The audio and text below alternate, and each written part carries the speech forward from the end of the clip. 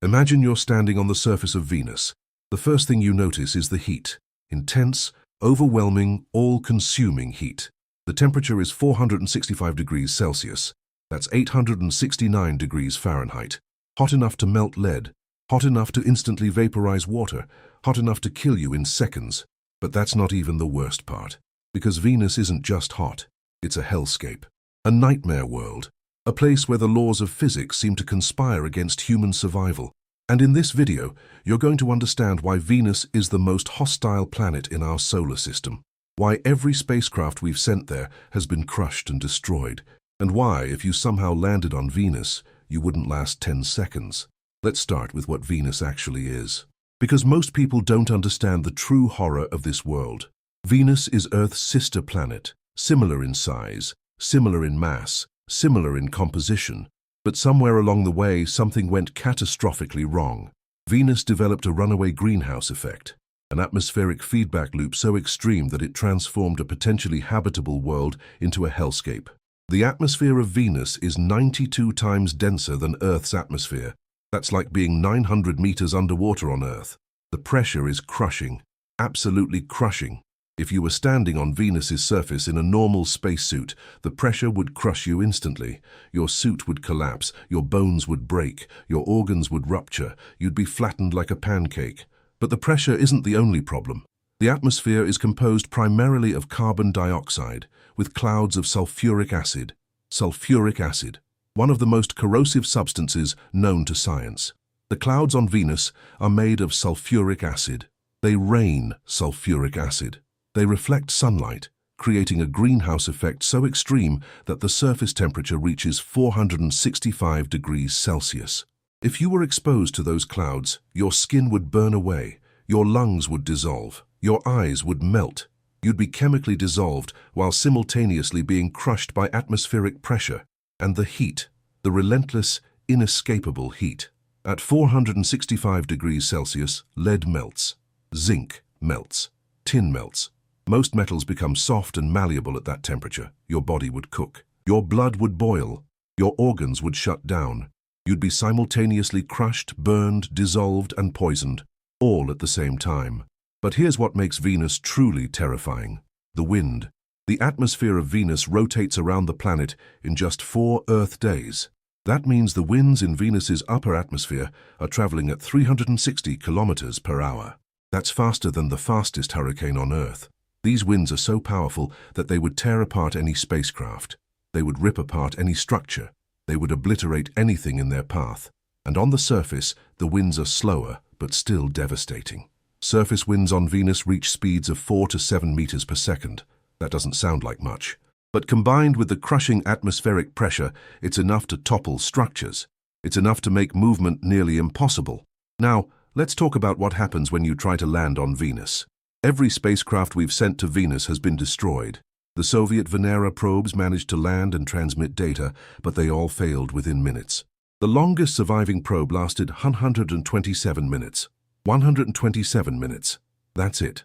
And that was a specially designed, heavily armored probe. A human in a spacesuit wouldn't last 10 seconds. The heat would begin cooking you immediately. Your suit's cooling systems would be overwhelmed. The temperature would rise inside your suit. Your body temperature would begin to rise. Within seconds, you'd start to lose consciousness. Within 10 seconds, you'd be dead. But let's imagine for a moment that you had a suit that could somehow protect you from the heat and pressure. What would you experience? You'd be standing on a barren, rocky landscape. The sky above you would be a murky orange-brown color. The sun would be barely visible through the thick clouds of sulfuric acid. It would be dim, twilight-like, but the heat would be unbearable. Every breath would burn your lungs. Every movement would be exhausting. The weight of the atmosphere would press down on you like a physical force. You'd feel like you were drowning in air, and the landscape itself is hostile. Venus has thousands of volcanoes.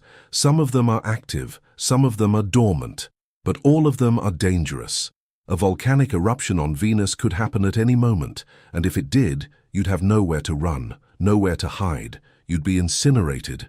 But the volcanoes aren't the only geological threat. Venus has massive lava plains, vast expanses of solidified lava covering the surface. These plains are relatively young, geologically speaking. which means Venus is still geologically active, still changing, still dangerous, and the surface itself is treacherous. The rocks are sharp, jagged. They would tear through a spacesuit, they would cut your skin, they would draw blood. And in that environment, an open wound would be a death sentence. Infection would set in immediately, and there would be no way to treat it. Now, let's talk about the atmospheric composition.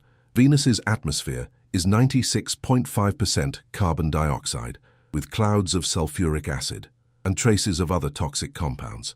Carbon dioxide itself isn't immediately toxic, but in such high concentrations, it would displace oxygen in your lungs, you'd suffocate, and the sulfuric acid clouds would dissolve your respiratory system.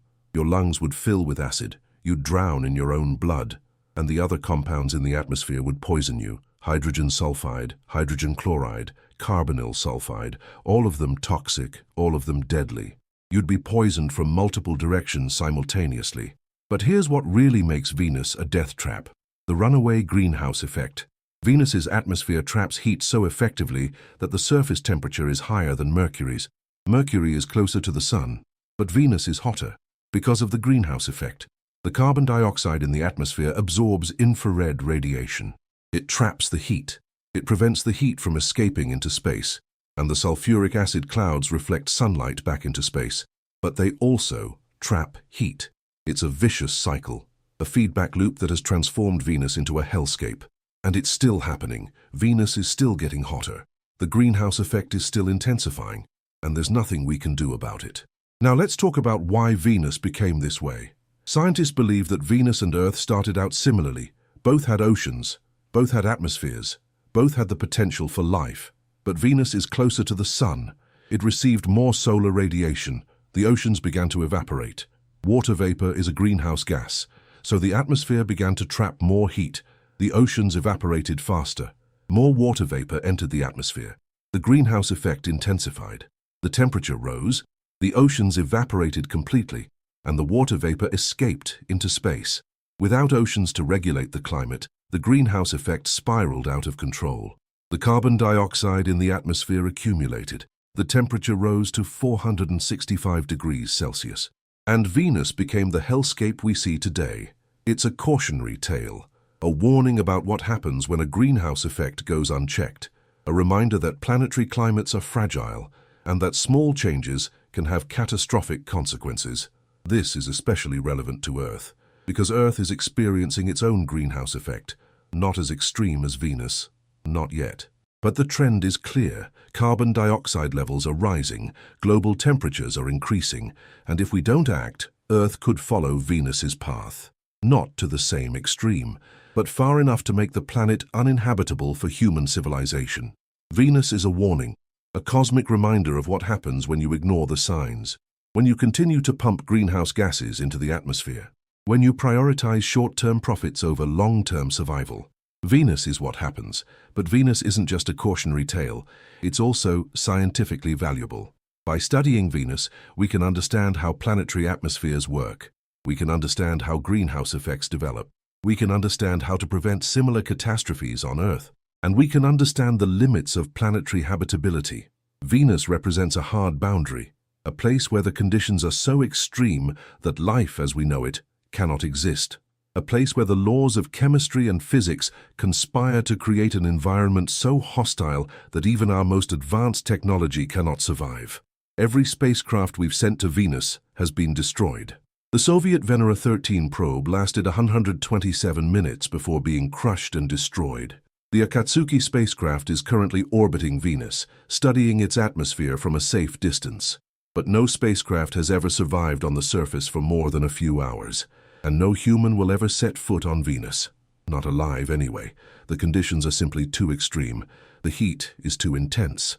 The pressure is too crushing. The atmosphere is too toxic. Venus is a world that will never be colonized.